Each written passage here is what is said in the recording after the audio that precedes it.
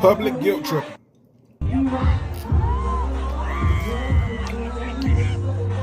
Let's talk about it.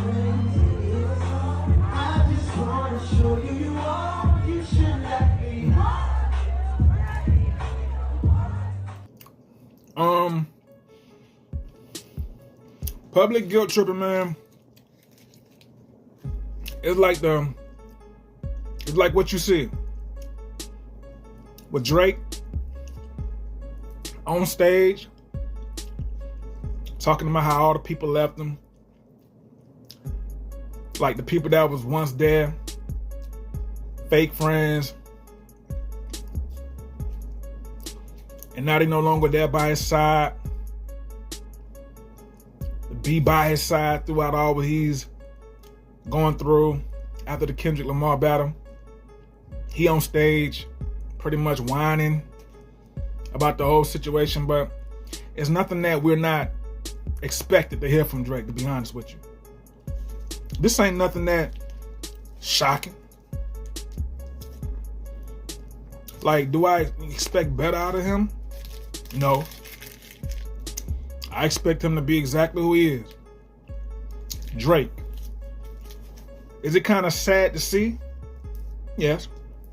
Not for the fact of him not closing out the battle between him and Kendrick. But to be honest, Drake makes, better songs, more catchier songs, lasting songs, but lyrically, Kendrick just stuck it to him. So,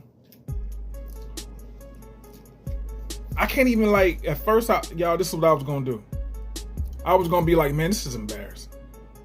But to say something that's embarrassing, you have to have some sort of type of higher expectation out of that person.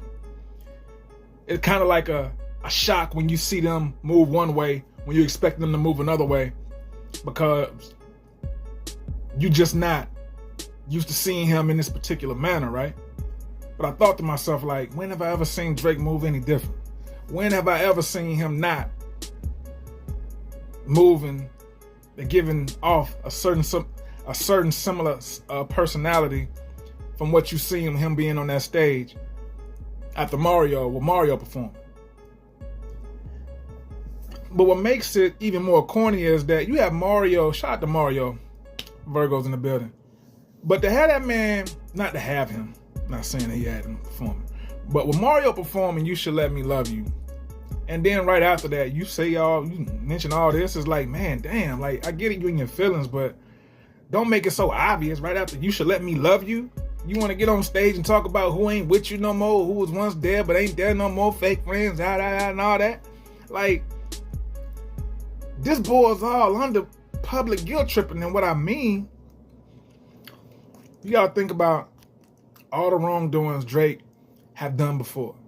You have to think about how the way this guy was moving and dudes, chicks that he known or once was friends with, you messing around and sleeping with they chicks, and you messing around with sleeping with people's moms publicly.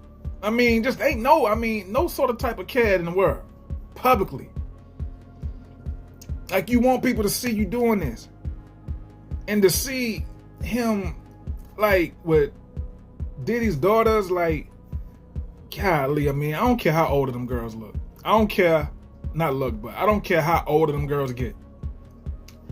They always gonna look like little babies do. And to see him with them, it just look kind of cringing a little bit, because I go back to thinking about the whole Not Like Us song again. About when Kendrick Lamar, allegedly stated that, Drake, messing around with young girls, allegedly. And the pictures I seen from that, when I saw that, and I was like, this doesn't help. So, and if you Drake, if you have some sort of type of self-love about yourself, first of all, you won't be on stage talking about who ain't rocking with you no more. Because to the point, fuck them. If they gone, let them stay gone, let them be gone. This is a valuable teaching lesson. This is a moment the way you build to get strong. I would add the ER at the end, but I don't think you was ever at your strongest ever. So that's why I'm gonna state this and say that this is the part in your life, Drake, after the whole Kendrick situation. This is the part where you say, hey, let me start learning to love me. For real. And let me start praying for strength. Let me start showing strength. Let me start acting what I want God to bless me with. Let me act like I already have it and pray about it so God can bless me with it later or whenever it comes. No. What he wants to do is get on stage and play victim, cry wolf, and just act like he did nothing wrong. When I'm to the point how you gonna call somebody out for a fight and then get beat? Get your ass whooped. Hey, step outside right now. Step outside, get on this front porch right now, let's square up. I want 5 minutes. And then you get 5 minutes and then you get your ass whooped. And then on top of that, like I was saying, with all the wrongdoing that Drake have caused people and, a relationship that he just completely just destroyed himself based off of his shenanigans, his just, poor choice of handling things, women, and just being public with it, just sloppy. Call himself Champagne Poppy. You should call him Sloppy Poppy. Pause. That's what they should call him. I'm not calling him that. I'm just calling him Sloppy. So when you move sloppy for so long, and then you no longer have, what songs do Drake got out right now that's slap? What song does Drake put out right now that we can say, hey, he back? None, right? So it's right now to the point that can we say that this is the end for Drake? Is this the end of any hit songs that we may have in the future? Have he just completely just given up and just want to just play victim for the rest of his life and sound like a straight chump on stage? Or can he get back in his rap R&B bag the Drake that we know on So Far Gone, which is his first mixtape where he was singing and rapping and having a little R&B instrumentals? He should go back to that stage just so he can find himself over again. He should touch back at that point in his life before he made it, when he was making those songs on So Far Gone, so he can just tap back. So he can relocate and find himself once again and start over. Rebuild. So you can get back to where you was before you were feeling the way that you feeling right now. I'm used to him sound like a chump over women. That's cool. Because, he got the whole R&B thing along with it. But to sound like a chump talking about when niggas ain't deaf, they ain't there anymore. And nigga, number one, who cares? Number two, why should you care? So it's what are you doing?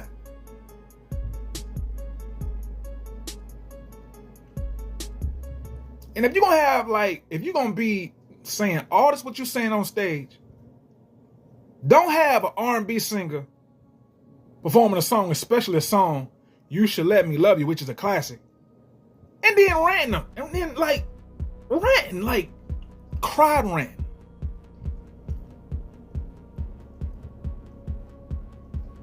Strictly just cried ranting on stage just to get some sympathy.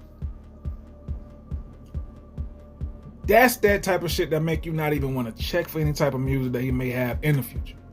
I'm gonna just be straight up.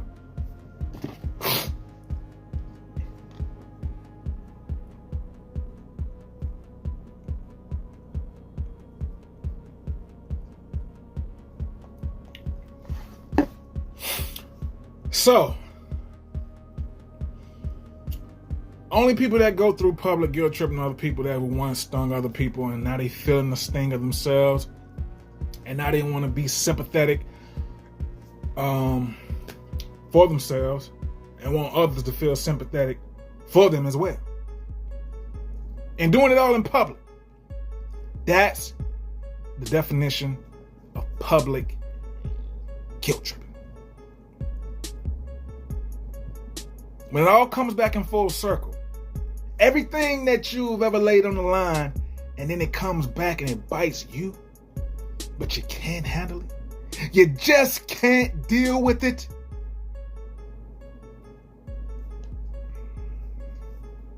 This is what you have.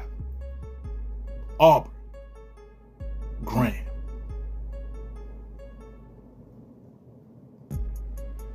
Should I even give him the respect of calling him Drake anymore? I think I'm gonna hold that back. So anytime that I ever said Drake in this video, scratch that. Aubrey. Golly. With a name like that, how is he taking over the rap game and as long as he did for all these years? Don't judge a name by its cover. I mean, don't judge a name by its name. But if you see it on the cover, don't judge it. Because we got some hits, we got some classics. But with the climate of just, with the climate of just how everything is going in the music game, good is at its worst. I want to say it's at its worst right now. Everything that, as far as music being dropped and just how the way it was, is not, things are not, it's not looking on the up and up in the music game right now like it once did. The music economy is in its slump of all slumps. And now that Drake is in a slump along with the slump, he's just floating somewhere around in the waters of all this. Get back in the studio, man. Tap back to the old you so you can find the newer you.